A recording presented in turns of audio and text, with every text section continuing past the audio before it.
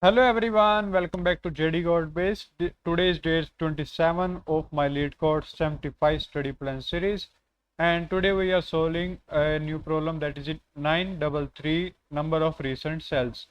So this is an easy problem and it helps us to understand how to use the query data structure in a very practical way. So let's start. First, read the problem statement. You have a recent counter class which count the number of the recent requests within a certain time frame. Implement the recent counter class. The recent counter initialize the counter with the 0 recent request, and a int ping means add a new request at a time t, where t represents some time in a millisecond, and return the number of requests that has happened in the past 3000 milliseconds, including the new request also. Specifically, return the number of requests that have happened in the inclusive range t minus 3000 up to the t. It is guaranteed that every call to ping uses a strictly larger value of t than the previous call. So we let me simplify this. We need to design a class called the recent counter, and this class keep track of how many requests happen in the last 3000 milliseconds. Every time a new request come at a time t, we need to count how many requests happen in the range from t minus 3000 to the t. That means we only care about the request from the last 3 seconds. And one more thing, important thing here is the problem says every new request time will always be bigger than the previous one.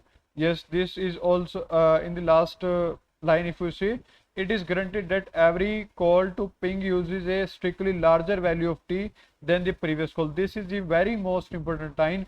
So it is very important line here. That means every request come in a sorted order. So this is very important in this. Now let's read an example. Let's see some example here. Example first is the input is the recent counter. First initialize the class, and then ping 1, ping the 100, then 3001, then 3002. So now let's understand on the whiteboard. So like a request, first initialize the recent counter with a blank array. It's okay, there is no issue. Then after that, a ping request come with the 1. Here we store a request come at a time 1, and we store this into a queue.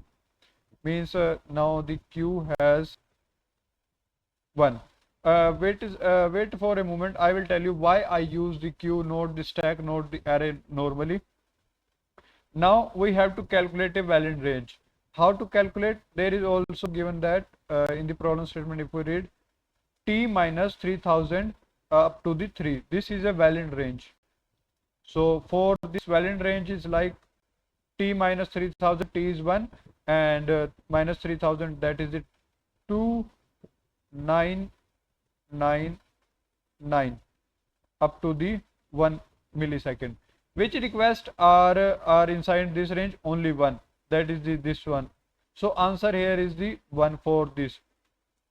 Now second ping call, this 100. So 100. So now here is the 100 in the queue, means we just push them into the queue, that request. Like you are sending emails. Let me simplify this. Like you are sending emails.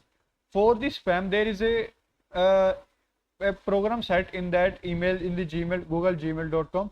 That is if we send some emails within a frequent means within some seconds or within some minutes, just send it multiple times, then it's a spam. It detects that spam. Also in the Instagram, if we send some messages on many users again and again and again without break, so they also detect that spam. They use that this function, this program. So here one request come at 1 millisecond, then 100 millisecond. We have to count the the valid range here. So now here valid range is like 100 minus 3000, that is the minus 2900 and 100. Means which requests are inside? One in the one is inside and 100 is inside. So total request here comes is the 2 here. So I write here 2. Now third call is the ping 3001. Here I just push them into the in this array 1 100 and 3001. Sorry for the bad handwriting. And valid range here is the 3001 minus 3000. That is the 1 to the 3001. Now check whether this one is enter means rely in this comes in this range of 1 to 3001. Yes. Why? Because it says inclusive range, means include that also. 100 is rely on this, 100 comes in this range. Yes. 3001 come in this range. Yes. So here total request is the 3. Now let's come to the next is the 3002. So let me write here. Again push this value into the request queue. 100, 3001 and 3002. Now our queue becomes 100, 3001, 3000, means we are pushing from the back side. So let's see the valid range here. So what is the formula for that? 3002 minus 3000, that is 2 from 3002. This is the valid range from here. Now that becomes the valid range here. Now check, one is too old for this, means one is not come in this range.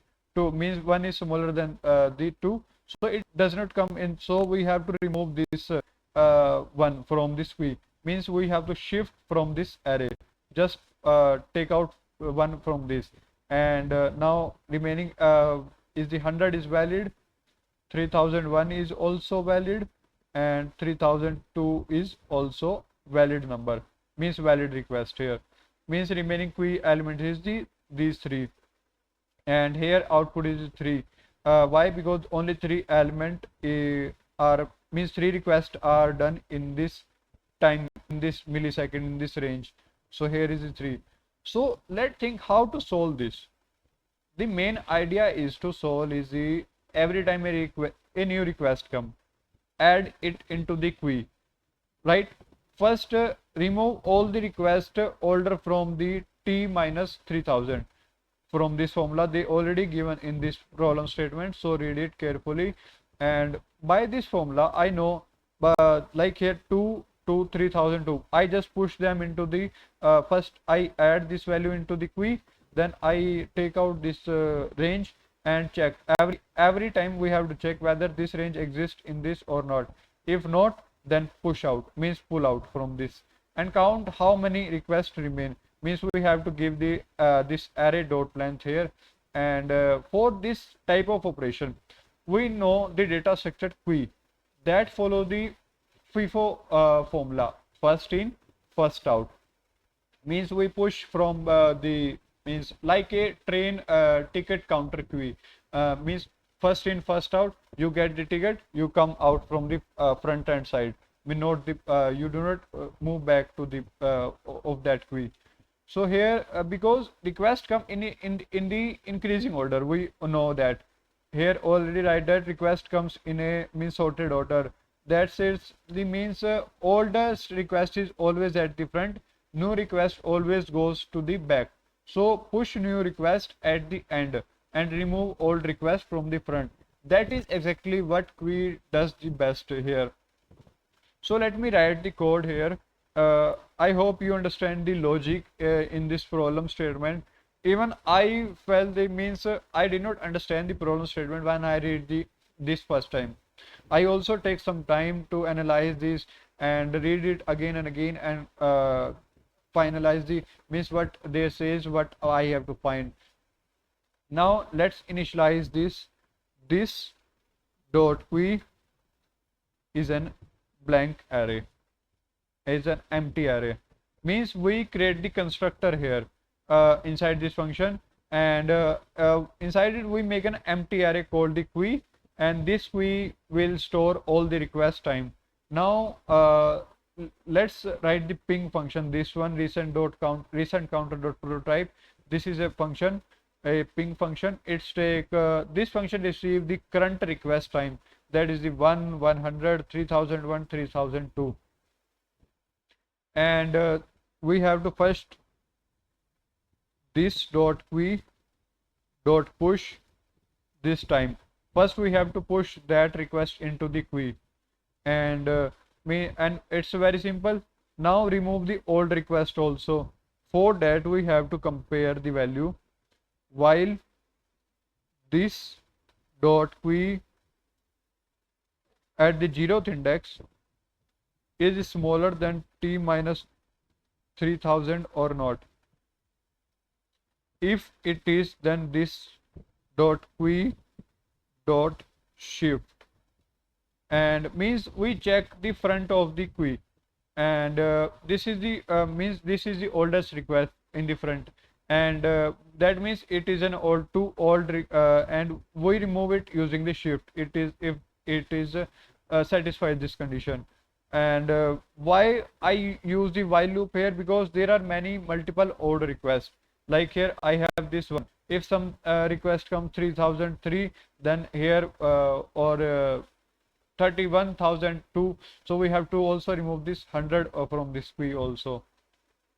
So that's why I use the while loop, because there are multiple old requests, so we keeping removing until all the remaining requests are valid. And here we have to return this dot queue dot length. Now this now the queue contains only the recent valid request, and so queue size is our answer, so return it from this function, and that's all. So let me run this solution.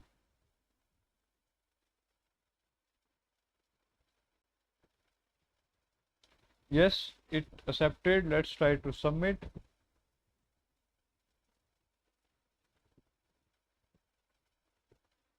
And yes, our solution is accepted. Yes. Now like you already see this dry run for this. First one is come in this request. We push into the queue and take out the means time range. Then 100 come, check the range. Then 3001 come, check the range for whole queue. And when 3002 comes, again check. Now this time this one is not satisfied, so we remove it, and queue becomes 100, 3001, 3002, and that's all. And let's quickly means we store all the request timestamp in a queue, and whenever a new request come, add it to the queue, remove request older than t minus 3000, and return the queue size. And for that you must have to read the problem statement and understand it. If you do not understand it like one time, two times, three times, then you may be moved to the any AIUs or YouTube video. So but before that you must have to read it again and again, and apply some brute force here. And here time complexity here is the each request is added once, each request is removed once, so overall time complexity here is the big of n. And space complexity, we store request timestamp in the queue here in the array format, so time space complexity also big of n, and where n is the number of store request. That is for today, day 27 of the LeetCode 75. Today we learn how to solve number of recent calls using the queue. If this explanation help you, please like the video, comment below if you understand the queue concept, and subscribe to JDCodebase to follow the full LeetCode 75 study plan journey. See you in the next video.